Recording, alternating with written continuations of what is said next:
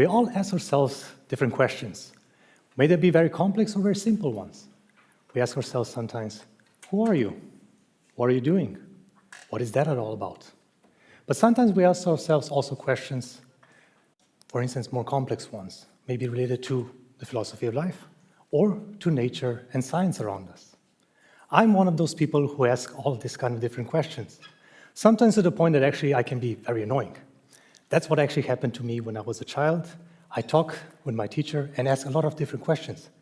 And I actually realized I was very annoying because I asked different questions, such as, for instance, asking, why, when I look at my refrigerator and I have these magnets on top, why does it stick to the refrigerator, but when I put it to other metals, it just simply drops?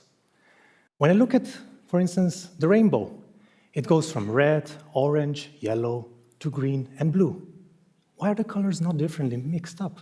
Why is it always this pattern? Why, for instance, when you look outside the nature, we have the tree, we have the brown trunk, we have the green leaves. We have all of these perspectives to think about why is that happening? And that's what actually was very much important for me. I was curious. But the teacher then said, why do you ask me all these questions? Why do you always want to know so things? Why don't you just follow what I'm telling you during the lectures or teachings? And at that point, I just said as a child, I don't know, just interested, But I think I should have just said, why not? Right? I then figured out that when I said that why not, that changed a lot for me. Because when you think about it, asking that why not also asks you another perspective. Why do I want to know? We want to know this because we want to understand things. So in the end, we can think about we're searching for something or also researching. So in the end, we're all actually researchers here together, just looking at different answers for different topics. In a classical sense, we can say that there are actually a way to think about what researcher is. We have scientists and engineers. And to that question, why not? I actually ask myself also, what am I? Who am I? On one hand, scientists are those that are dreamers, those people that invent ideas about how our world is working. But on the other hand, engineers are those people that create things. They make devices, machines that we use for everyday life. So then you would say, these two worlds are different, separated in a sense. I tell you that's not the case. Why? You can see. Scientists, although they have to understand how the world works, they also want to know, when they understand something, how it works in their life. So they have to do some engineering. And some engineers that create devices, they need to understand where are they doing that from? Why is it coming that they can make something happen in real life? So in the end, I'm telling you that there are scientists that work in engineering and engineers in science, such as me.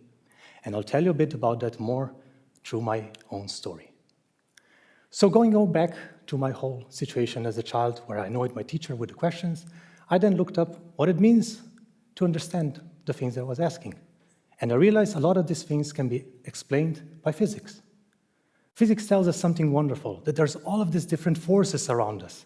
They surround us, they sometimes penetrate us. And sometimes you can see that they actually create things. They hold together materials. They actually hold together the whole universe when you know about that. And I think some of you have already realized that I'm saying some sentences that you've probably heard somewhere. It's actually coming from Star Wars. And that was very beautiful for me because I'm a fan of Star Wars. So for me, physics was not just a perspective to actually get information, to get answers, but also to actually escape reality and think of myself as being a Jedi, to use the forces and understand forces. So with that, I then knew at that time, I want to be a physicist. That was very easy for me. And basically, I decided to do that in a professional career. I wanted to be a scientist in physics. Now, that was at least the idea. Fast forward a few years later, when we end our high school, we have to decide where we go for our university. We get a sheet of paper, and we have to write on top which universities you want to be attending. And I wrote already physics, way before the time frame to do that.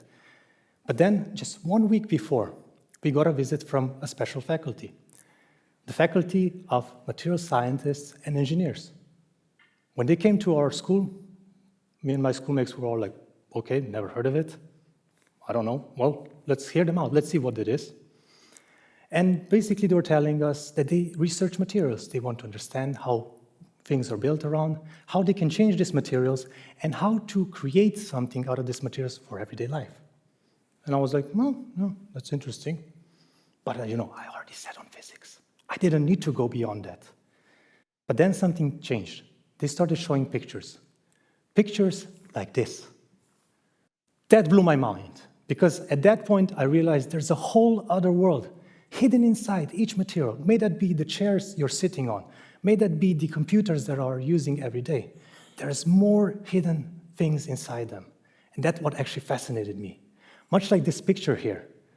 This picture represents nothing more than a simple skin of a common honeybee.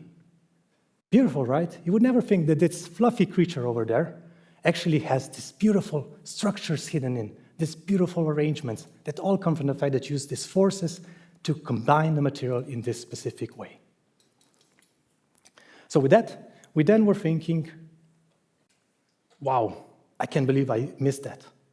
And I said, from that day, afterwards, after the day, I scraped off physics and wrote material scientist and engineer, because I wanted to now build materials. Not only that I wanted to understand forces, but I wanted to use and create materials to actually use them in everyday life. So that's why I basically became to study this kind of field. And that's very nice, because then when you're researching such things, where you are both a scientist and engineer at the same time, you not only create things, you also want to understand them. And the best part of engineering, you not only create devices to understand the materials, microscopes, other probing materials through different tactics. This is exactly what engineering and science brings you. It's understanding of materials, but also creating devices to either understand better or to create different materials. So in that case, I then learned about one other thing that I really liked, magnets.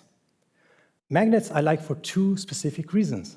The first reason is that they're very powerful, they're very special, because when you look at them, as I told you, they stick to a refrigerator on their own.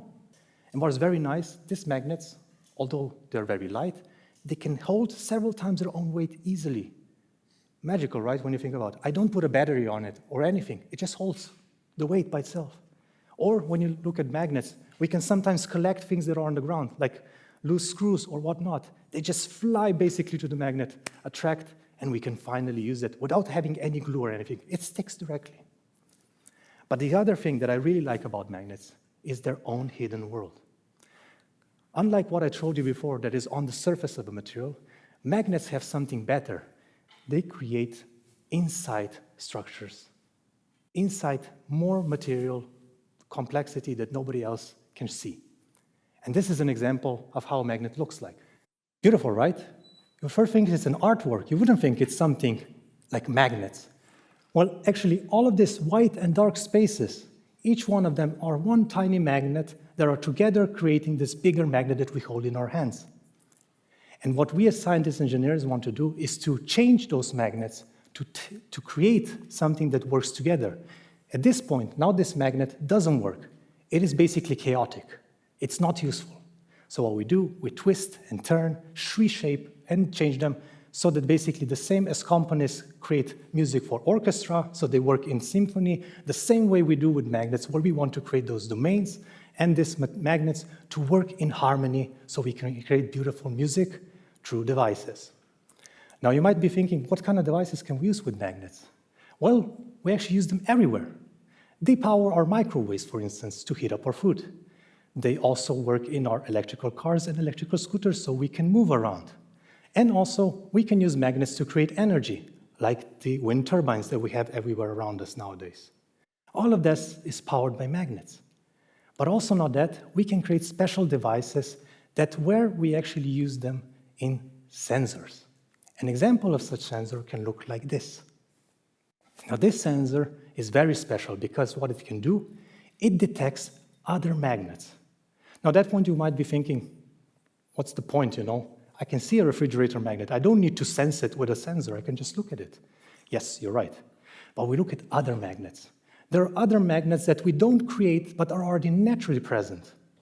One of the most common examples of a natural magnet is us, our bodies. They're actually very weak magnets. They are connected to our heart as it's pumping, and also to our brain that is working all the time. Every single time something's happening to them, you have a slight force being emitted from our heart and from our brain that we can measure through such sensors. They are all magnetically connected. And that's what actually makes it beautiful, because now we can make use of these sensors to check our body, to understand it better, to detect illnesses and save lives. So you see, by now understanding how magnets work and creating devices as engineers at the same time, we are able to save even lives. Wow, right? But now, there's also another topic about what engineers want to do. We want to understand what to do after these magnets have been used for some time. What do? We just throw them in the waste bin? No, we shouldn't do that, right? We want to reuse them. We want to recycle. The problem is that magnets are actually cycled very poorly.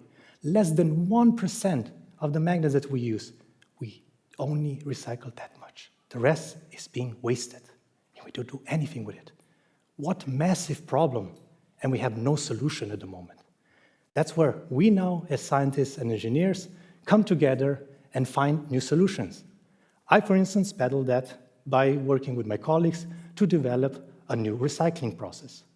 We use a special type of matter we call plasma, which basically looks nothing more than a lightning bolt. Very bright, very sharp, very hot. And what it's enabling us is to create from old, dirty, discarded, rusty magnets, completely new magnets in one single go. And the best part is, we don't create any waste when we are recycling them. We just create water. Right? Cool. That's just because we connected science and engineering together. So with that, you kind of have the feeling that now I've changed myself. Yes, I have. I've now become a true Jedi, with my plasma as a lightsaber in one hand, this bright, beautiful future. And on the other hand, my magnets being the force that I'm using. I can now combat pollution, protect our planet, and give us a chance to have more prosperous and better future. With that, I hope I've shown you what it means to be an engineer in science, and I hope that when I ask you the question, do you also want to be an engineer in science, that you might say, why not? Thank you for your attention, and may the force be with us all.